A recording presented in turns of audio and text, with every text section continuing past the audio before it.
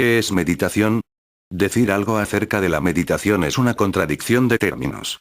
Es algo que puedes tener, que puedes ser, pero por su propia naturaleza, no puedes decir lo que es. Aún así, se han hecho esfuerzos para explicarlo de alguna manera. Con que surja de ellos una comprensión fragmentada, parcial, es más de lo que uno puede esperar. Porque incluso esa comprensión parcial de la meditación puede convertirse en una semilla. Depende mucho de cómo escuches. Si solamente oyes, entonces no se te podrá explicar ni siquiera un fragmento, pero si escuchas, intenta comprender la diferencia entre ambas cosas. Oír es mecánico. Tú tienes oídos, puedes oír. Si te estás quedando sordo, puedes ponerte un aparato ortopédico que pueda ayudarte a oír. Tus oídos no son más que ciertos mecanismos para recibir sonidos. Oír es muy sencillo. Los animales oyen, cualquiera que tenga oídos es capaz de oír. Pero escuchar es un nivel mucho más elevado. Escuchar significa, cuando estás escuchando, solo estás oyendo y no estás haciendo nada más, sin otros pensamientos en la mente, sin nubes que pasen por tu cielo interior, así que lo que sea que se esté diciendo te llega como se está diciendo.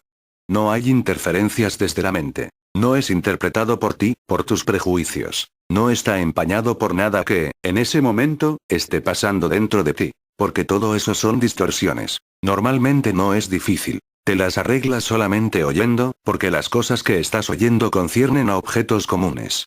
Si yo hablo de la casa, la puerta, el árbol, el pájaro, no hay problema. Se trata de objetos comunes. No hace falta escuchar. Pero sí hace falta escuchar cuando hablamos acerca de algo como la meditación, que no es en absoluto un objeto. Es un estado subjetivo. Nosotros solo podemos indicarlo. Tienes que estar muy atento y alerta. Si lo logras, hay alguna posibilidad de que algún significado llegue hasta ti. Incluso aunque solo llegue a ti una pequeña comprensión, esto es más que suficiente, porque la comprensión tiene su propia forma de crecimiento. Solo hace falta que una pizca de comprensión caiga en el lugar adecuado, en el corazón, y empezará a crecer por sí sola. Primero intenta comprender la palabra meditación. No es la palabra adecuada para indicar el estado por el que cualquier buscador auténtico tenga necesariamente que sentir interés. Por eso, me gustaría decirte algo acerca de algunas palabras. En sánscrito, tenemos una palabra especial para meditación, la palabra dhyana. No existe una palabra parecida en ninguna otra lengua, es una palabra intraducible.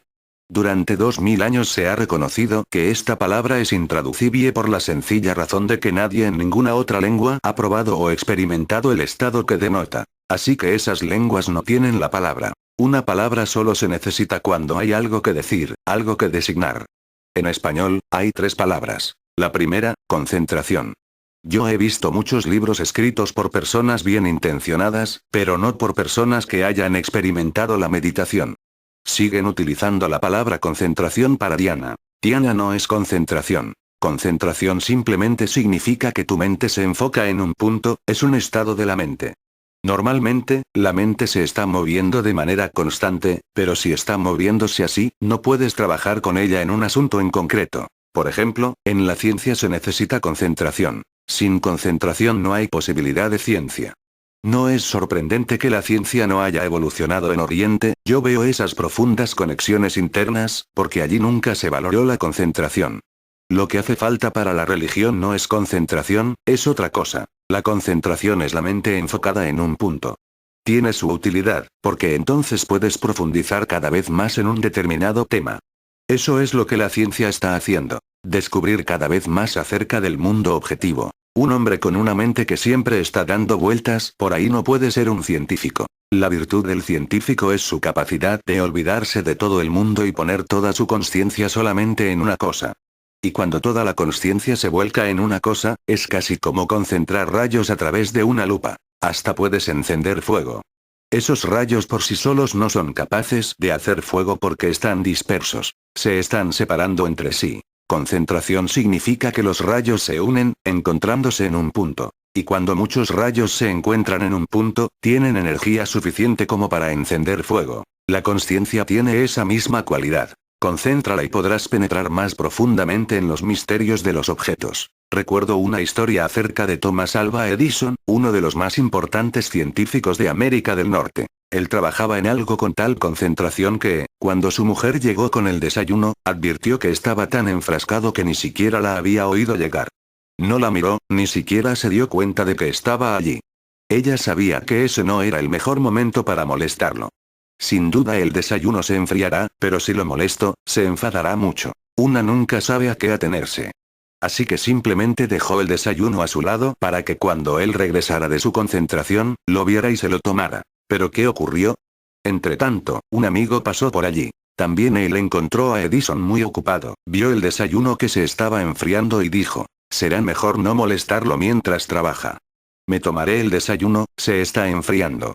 Se tomó el desayuno y Edison ni siquiera advirtió que su amigo estaba allí. QESMDITACION. Cuando regresó de su concentración, Edison miró alrededor, vio al amigo y los platos vacíos, y le dijo, por favor, perdóname. Has llegado un poco tarde y ya he desayunado.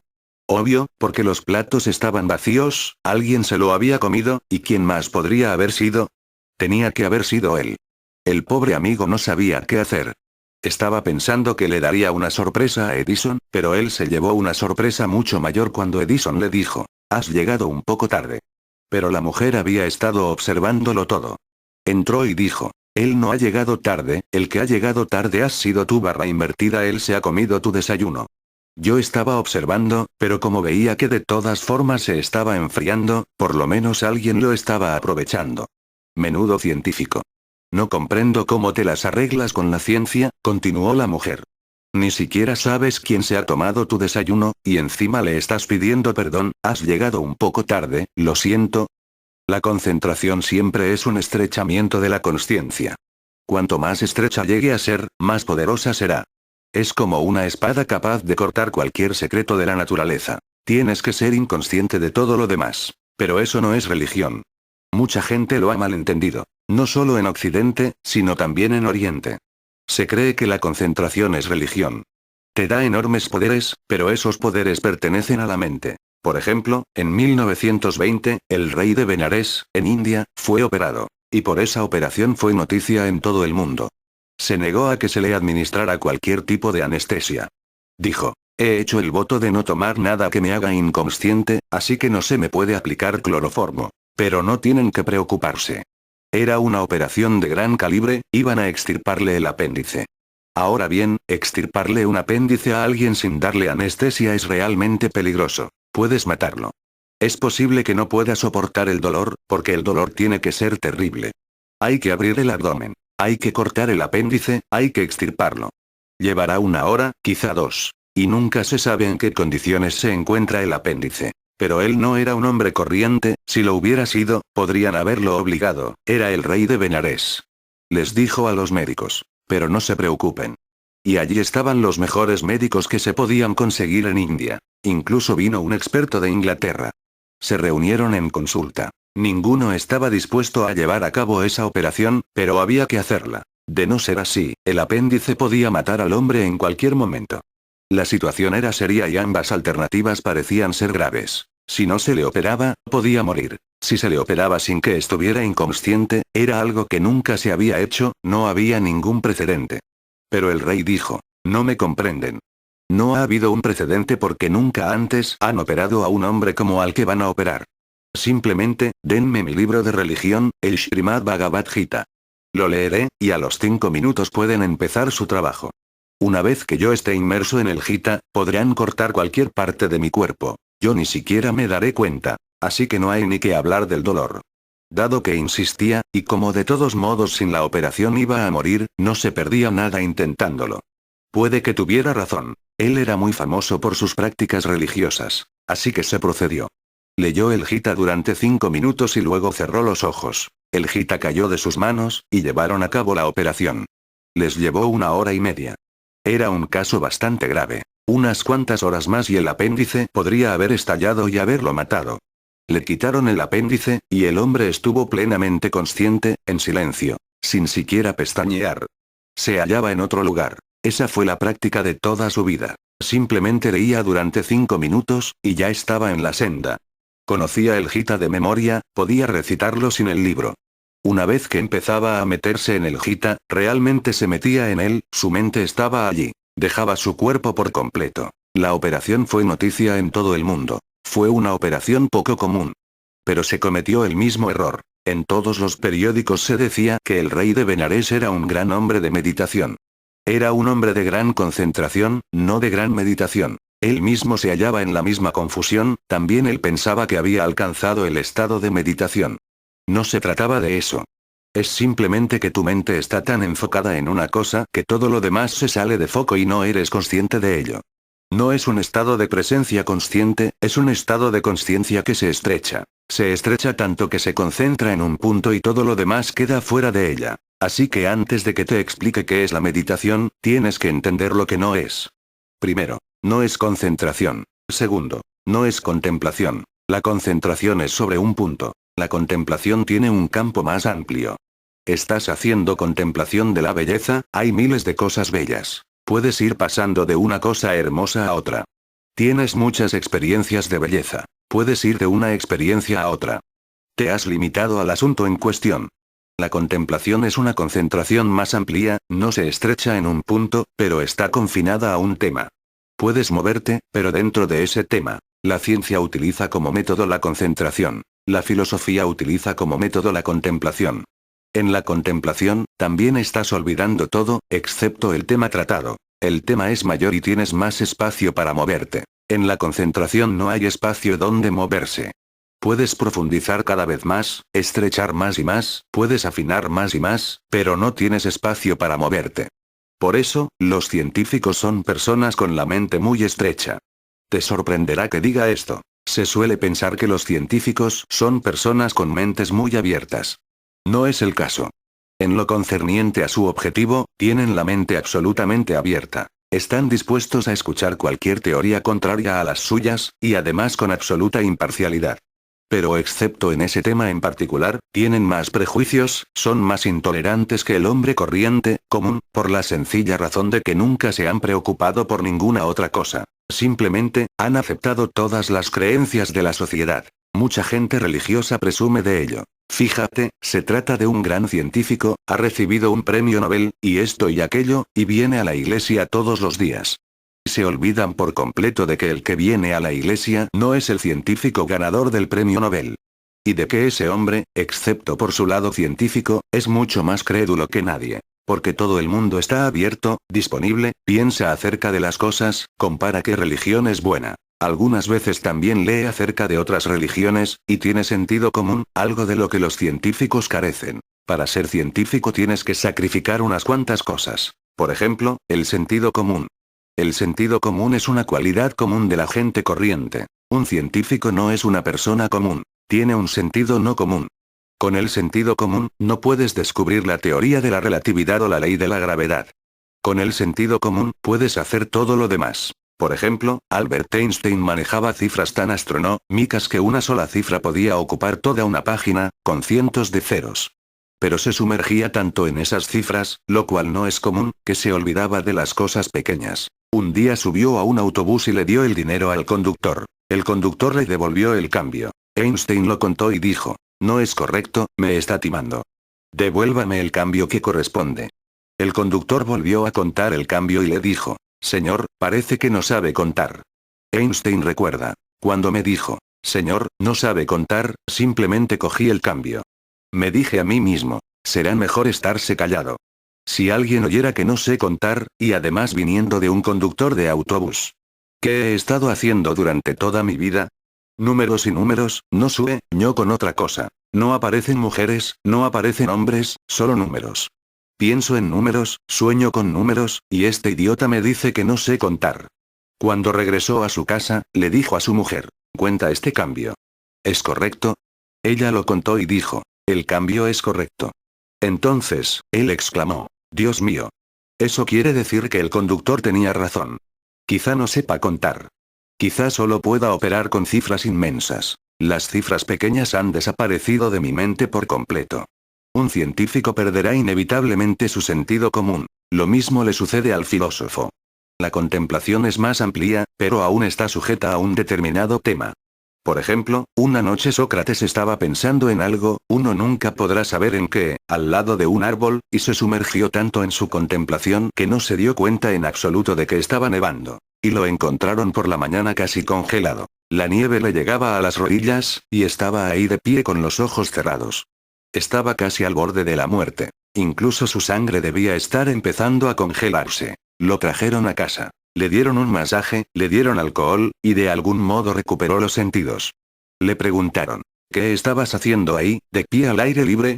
No tenía idea de si estaba de pie o sentado, o de dónde estaba, contestó. El tema era tan absorbente que me fui con él por completo. No sé cuándo empezó a nevar o cómo se pasó toda la noche. Me habría muerto, pero no habría recuperado mis sentidos, porque el tema era demasiado absorbente. Todavía no había acabado. Era toda una teoría, y me han despertado a la mitad de su desarrollo. Ahora no sé si seré capaz de recuperarla. Es como cuando estás durmiendo y alguien te despierta. ¿Crees que puedes recuperar de nuevo el mismo sueño simplemente cerrando los ojos e intentando dormir? Es muy difícil volver a entrar en el mismo sueño. La contemplación es una especie de sueño lógico. Es una cosa muy rara. Pero la filosofía depende de la contemplación. La filosofía puede utilizar la concentración para fines específicos, como ayuda a la contemplación. Si algunos pequeños fragmentos del tema necesitan más esfuerzo concentrado, entonces se puede utilizar la concentración, no hay problema. La filosofía es básicamente contemplación, pero de vez en cuando puede utilizar la concentración como herramienta, como instrumento. Pero la religiosidad no puede utilizar la concentración. La religiosidad tampoco puede utilizar la contemplación porque no tiene que ver con ningún objeto. No importa que el objeto esté en el mundo exterior o esté en tu mente, un pensamiento, una teoría, una filosofía, es un objeto. El objeto del interés religioso es el que se concentra, el que contempla. ¿Quién es ese objeto?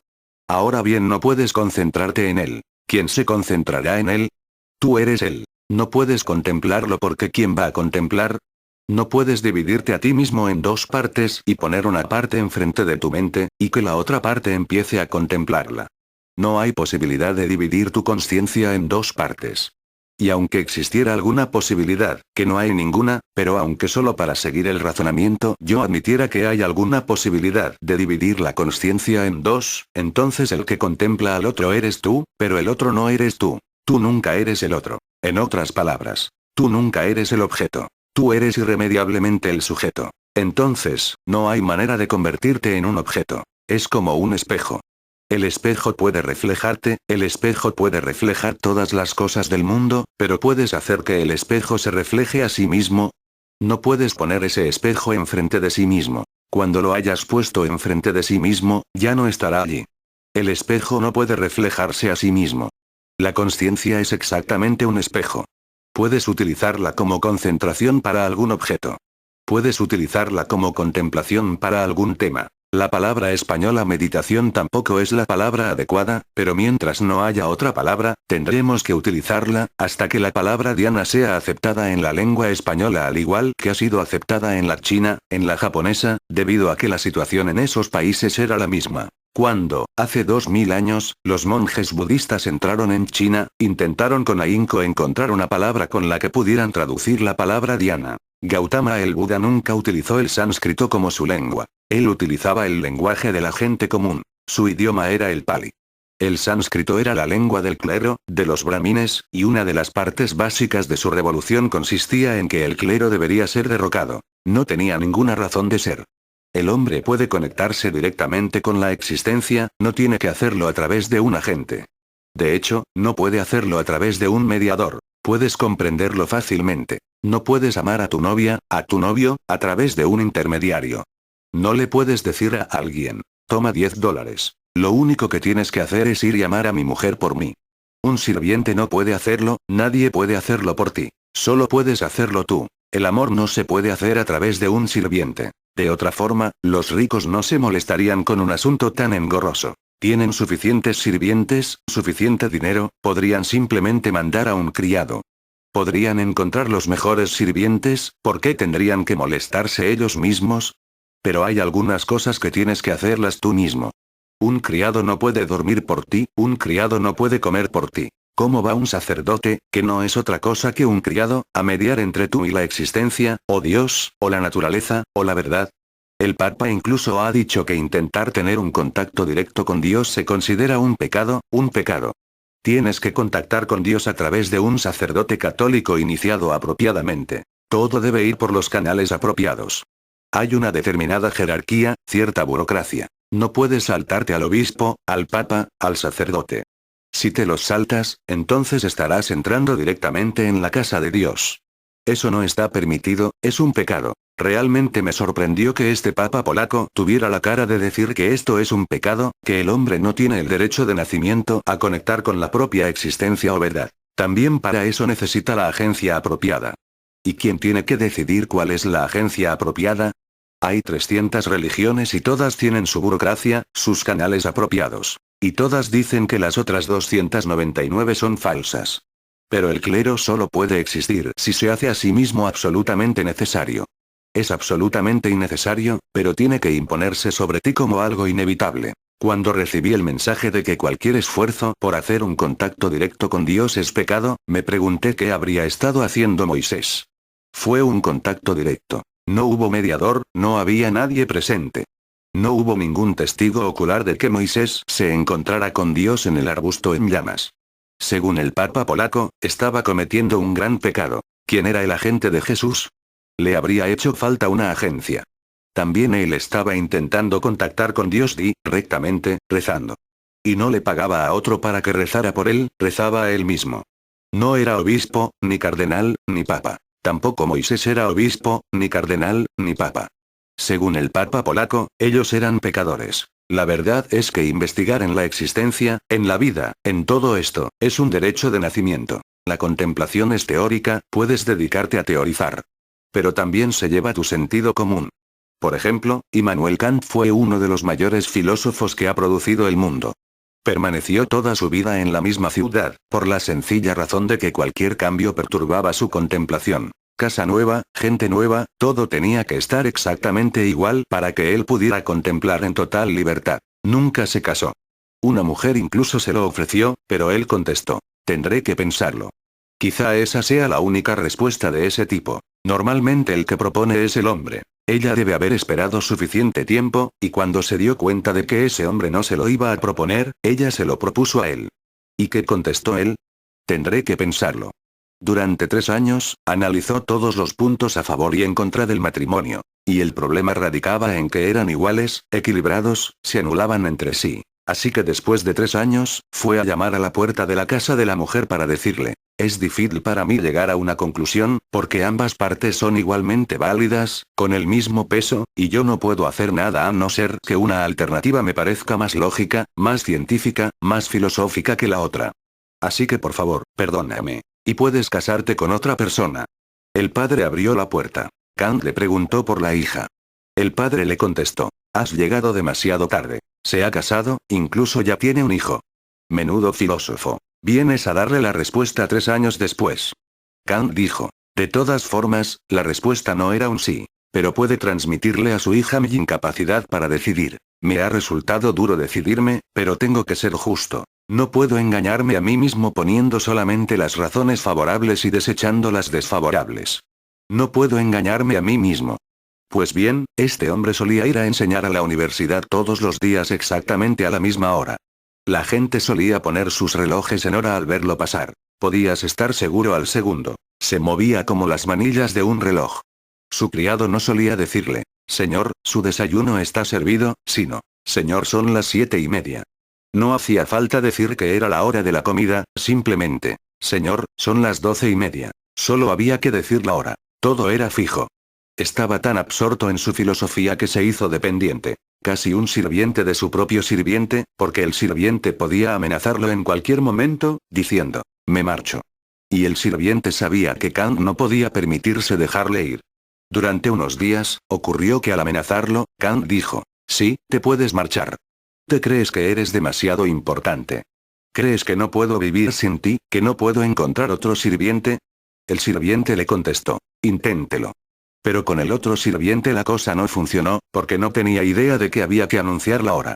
Él decía: señor, la comida está lista. Y eso era suficiente para molestar a Kant. Lo tenían que despertar por la mañana temprano, a las 5 en punto, y las instrucciones para el sirviente eran: aunque te pegue, te chille, y te diga: piérdete, quiero dormir.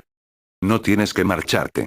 Si tienes que pegarme, pégame, pero sácame de la cama. Las 5 significa las 5. Si me retraso al levantarme, tú serás responsable.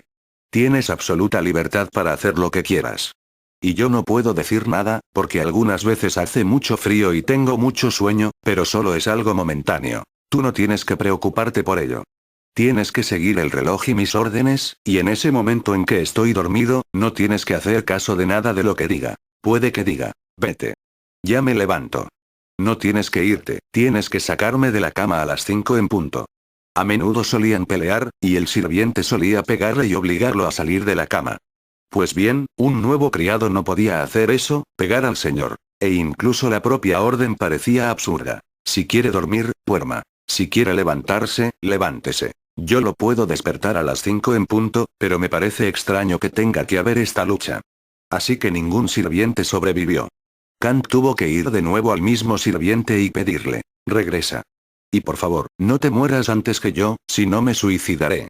Cada vez que esto ocurría, el sirviente pedía un aumento de sueldo.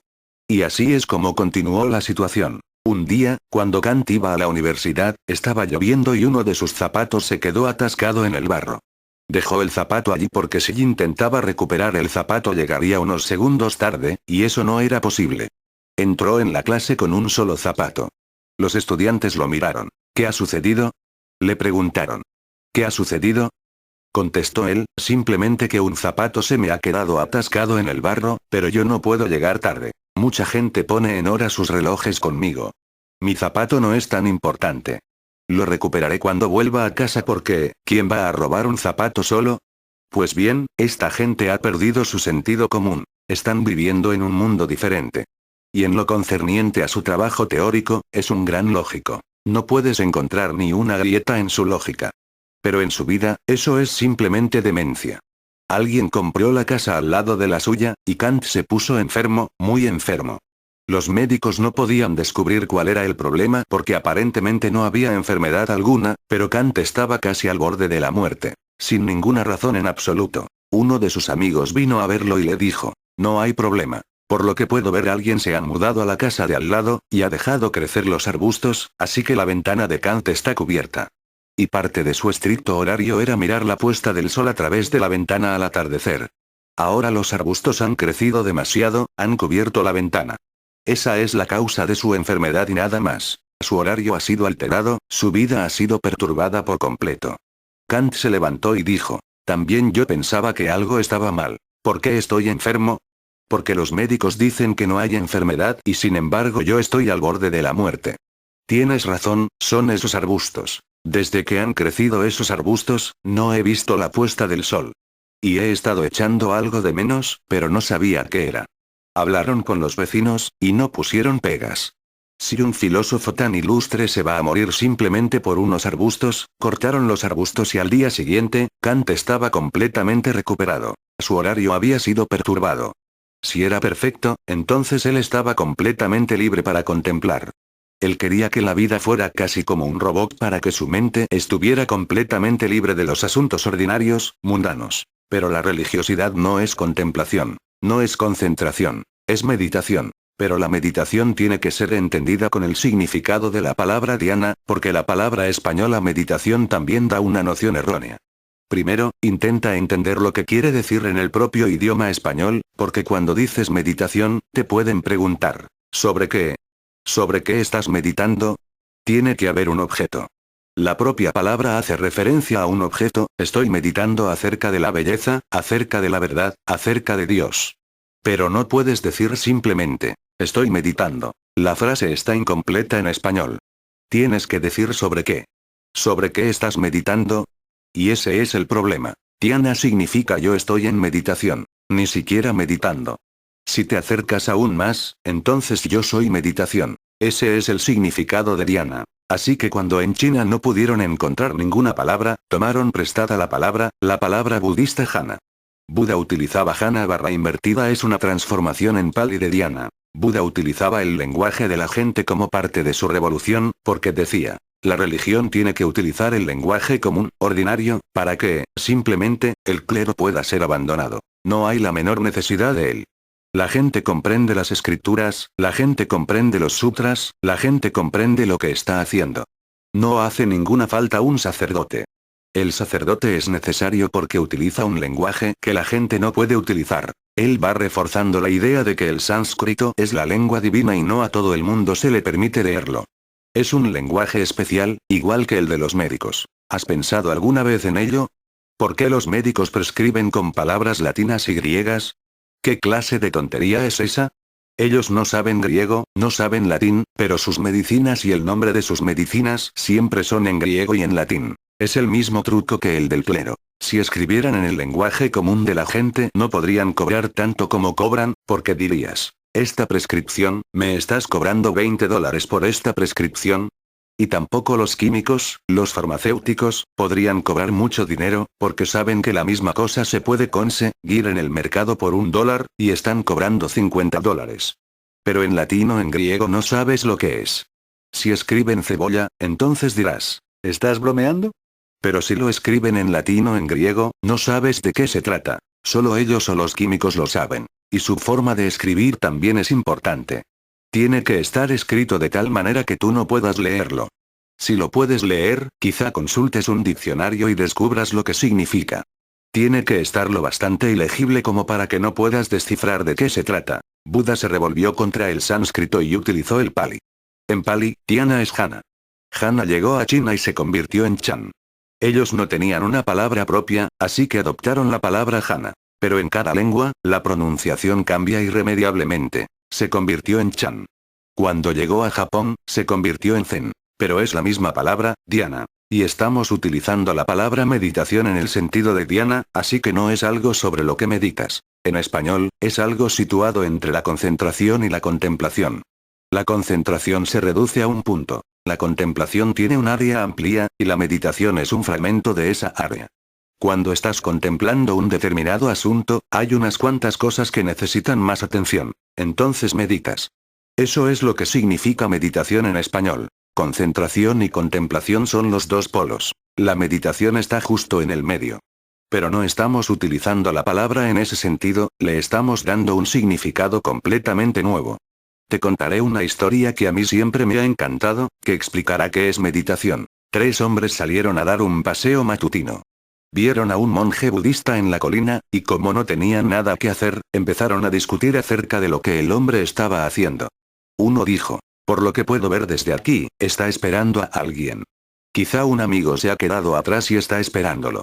El segundo dijo, mirándolo, no puedo estar de acuerdo contigo, porque cuando alguien está esperando a un amigo que se ha quedado atrás, de vez en cuando mira atrás para ver si llega o no, y cuánto tendrá que esperar. Pero este hombre nunca mira hacia atrás. Simplemente, está ahí de pie. No creo que esté esperando a nadie. Yo creo que estos monjes budistas tienen vacas. En India, los monjes budistas tienen una vaca para la leche del té de la mañana. De otra forma, tienes que mendigar una taza de té por la mañana temprano. El segundo hombre dijo, creo que su vaca se ha perdido en alguna parte. Tiene que haberse ido a pastar, y, simplemente, está buscando la vaca. El tercero dijo, no estoy de acuerdo, porque cuando alguien está buscando una vaca, no tiene que quedarse de pie como una estatua. Tienes que moverte por ahí, tienes que ir de un lado a otro. Él ni siquiera mueve la cara de un lado a otro. ¿Qué decir de su cara? Incluso sus ojos están medio cerrados. Se iban acercando al hombre, así que podían verlo más claramente. Entonces, el tercer hombre dijo, yo no creo que hayan acertado. Creo que están meditando. ¿Pero cómo vamos a saber quién está en lo cierto? Dijeron, no hay problema. Nos estamos acercando a él, podemos preguntarle. El primer hombre le preguntó al monje, ¿estás esperando a un amigo que se ha quedado atrás? El monje budista abrió los ojos y dijo, ¿esperando a alguien? Yo nunca espero nada. Esperar algo va en contra de mi religión. El hombre dijo, Dios mío. Olvídate de esperar algo. Simplemente dime, ¿estás esperando? Mi religión enseña que no puedes estar seguro ni siquiera del siguiente segundo, contestó. ¿Cómo podría esperar? ¿Dónde está el tiempo para esperar? No estoy esperando. El hombre dijo, olvídate de esperar a alguien o de simplemente esperar. No entiendo tu lenguaje. Simplemente dime, ¿has dejado a algún amigo atrás? Él contestó, de nuevo lo mismo. No tengo ningún amigo en el mundo, no tengo ningún enemigo en el mundo, porque ambos vienen juntos. No puedes tomar una cosa y dejar la otra. ¿No te das cuenta de que soy un monje budista? Yo no tengo ningún enemigo, no tengo ningún amigo. Y por favor, piérdete, no me molestes. El segundo hombre pensó, ahora hay una esperanza para mí. Dijo, ya se lo había dicho yo. Estás diciendo tonterías. Él no está esperando. Es un monje budista. No tiene amigos ni enemigos. Tienes razón. Yo creo que tu vaca se ha perdido. El monje dijo, tú eres incluso más estúpido que el primer hombre. ¿Mi vaca? Un monje budista no posee nada. ¿Y por qué debería estar buscando la vaca de otro? Yo no tengo ninguna vaca. El hombre parecía sentirse muy incómodo, ¿qué hacer? El tercer hombre pensó, ahora, la única posibilidad que queda es lo que yo he dicho. Dijo, puedo ver que estás meditando. El monje dijo, tonterías. La meditación no es una actividad. Uno no medita, uno es meditación. Para deciros la verdad, y no os sintáis confusos, simplemente estoy haciendo nada. Aquí de pie, sin hacer nada. ¿Hay alguna objeción? Ellos contestaron, no, no hay ninguna objeción. Es solo que para nosotros no tiene sentido. Aquí de pie, sin hacer nada. Pero, dijo él, eso es la meditación. Sentarse y no hacer nada. Ni con tu cuerpo ni con tu mente. En cuanto empiezas a hacer algo, o bien entras en contemplación o en concentración, o entras en acción. Pero te alejas de tu centro. Cuando no estás haciendo nada en absoluto, corporalmente, mentalmente, o a cualquier otro nivel, cuando toda actividad ha cesado y tú simplemente eres, simplemente ser, eso es meditación. No puedes hacerla, no puedes practicarla. Tan solo tienes que comprenderla. Siempre que puedas encontrar tiempo para simplemente ser, deja todas las acciones. Pensar también es una acción, la concentración también es una acción, la contemplación también es una acción. Incluso si solo durante un momento no estás haciendo nada y estás en tu centro, completamente relajado. Eso es meditación. Y una vez que le has cogido el truco, puedes permanecer en ese estado todo el tiempo que quieras. Finalmente, puedes permanecer en ese estado las 24 horas del día. Una vez que te has dado cuenta de la forma en que tu ser puede permanecer sin ser perturbado, entonces, poco a poco, puedes empezar a hacer cosas, teniendo cuidado de que tu ser no se agite. Esa es la segunda parte de la meditación. Primero, aprender simplemente a ser, y luego aprenderlo en las pequeñas acciones. Limpiar el suelo, tomar una ducha, pero manteniéndote centrado. Más adelante, puedes hacer cosas complicadas. Por ejemplo, te estoy hablando a ti, pero mi meditación no es perturbada. Puedo seguir hablando, pero en mi verdadero centro no hay ni una onda. Es simplemente silencio, silencio total. Así que la meditación no está en contra de la acción. No es que tengas que huir de la vida. Simplemente, te enseña una nueva forma de vida. Te conviertes en el centro del ciclón. Tu vida sigue, en realidad, sigue más intensamente, con más gozo, más claridad, más visión, más creatividad, y a la vez estás distante, como un observador en las alturas, simplemente viendo que todo está sucediendo a tu alrededor. Tú no eres el hacedor, tú eres el observador. Ese es todo el secreto de la meditación, que te conviertes en el observador. La acción continúa, no hay problema. Cortar leña, sacar agua del pozo. Puedes hacer todo tipo de cosas pequeñas y grandes. Solo hay una cosa que no se permite, y esa es que pierdas tu centro. Esa consciencia, esa observación, debería permanecer absolutamente despejada, sin ser molestada. La meditación es un fenómeno muy simple. La concentración es muy complicada porque tienes que esforzarte, es agotadora. La contemplación es un poco mejor porque tienes un poco más de espacio para moverte. No te estás moviendo a través de un estrecho agujero que se va haciendo cada vez más pequeño. La concentración tiene una visión en forma de túnel. ¿Te has fijado en un túnel? Por un lado, desde donde estás mirando, es grande. Pero el túnel tiene 3 kilómetros de longitud, el otro extremo es simplemente un pequeño redondel de luz, nada más. Cuanto más largo sea el túnel, más pequeño será el otro extremo. Cuanto más grande es el científico, más largo es el túnel.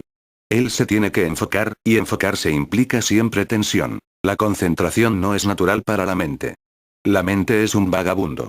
Disfruta moviéndose de una cosa a otra. Siempre está excitada por lo nuevo. En la concentración, la mente está casi encarcelada. En la Segunda Guerra Mundial, no sé por qué, empezaron a llamar a los lugares donde guardaban a los prisioneros campos de concentración. Tenían su propio significado. Traían prisioneros y los concentraban allí. Pero la concentración en realidad es traer todas las energías de tu mente y tu cuerpo y ponerlas en un agujero que se estrecha. Es agotador.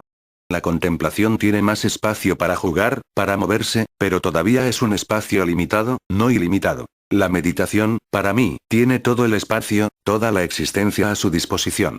Tú eres el observador, puedes observar toda la escena. No existe el esfuerzo de concentrarse en algo, no existe el esfuerzo de contemplar algo. No estás haciendo ninguna de estas cosas, simplemente estás observando, siendo consciente. Es un truco. No es una ciencia, no es un arte, no es una habilidad. Es un truco. Así que solo tienes que seguir jugando con la idea. Sentado en tu cuarto de baño, simplemente juega con la idea de que no estás haciendo nada. Y un día te sorprenderás. Solo jugando con la idea, ha ocurrido. Porque es tu naturaleza. Exactamente en el momento adecuado, nunca se sabe cuándo es el momento adecuado, cuándo es la oportunidad adecuada, así que sigue jugando. Alguien le preguntó a Henry Ford, porque él había dicho, mi éxito no se debe nada más que a cazar la oportunidad adecuada en el momento adecuado.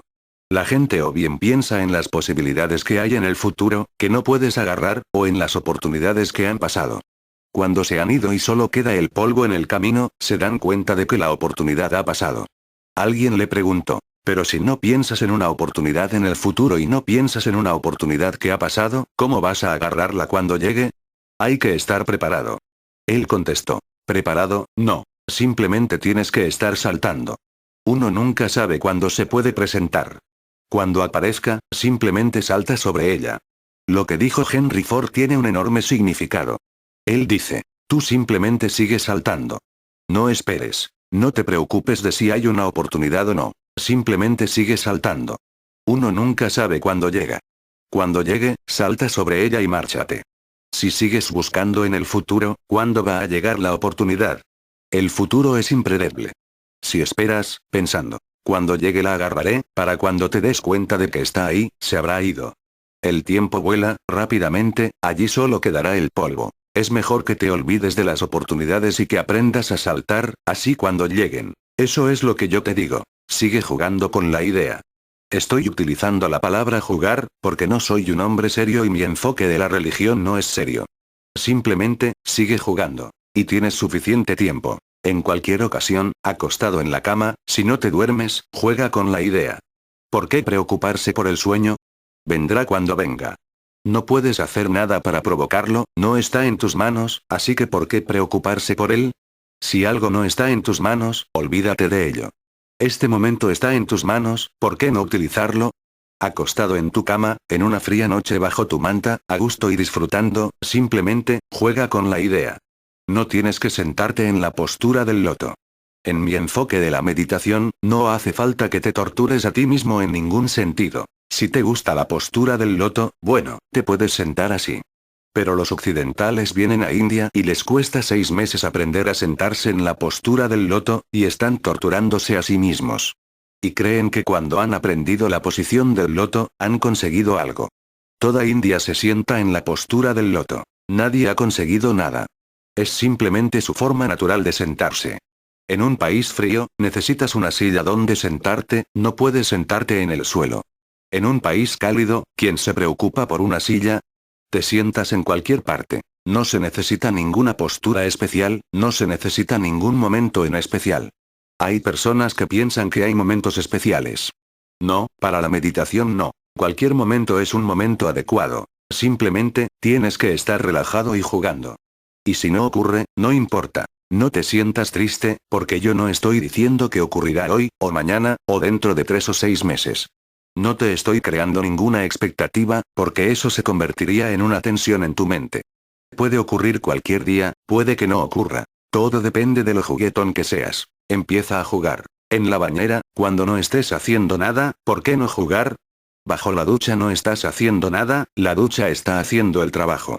Tú, simplemente, estás ahí de pie. Durante esos pocos momentos, sé juguetón. Andando por un camino, caminar lo puede hacer el cuerpo. A ti no se te necesita, las piernas lo hacen. En cualquier momento en que puedas sentirte relajado, no tenso, juega con la idea de la meditación de la forma que te he explicado.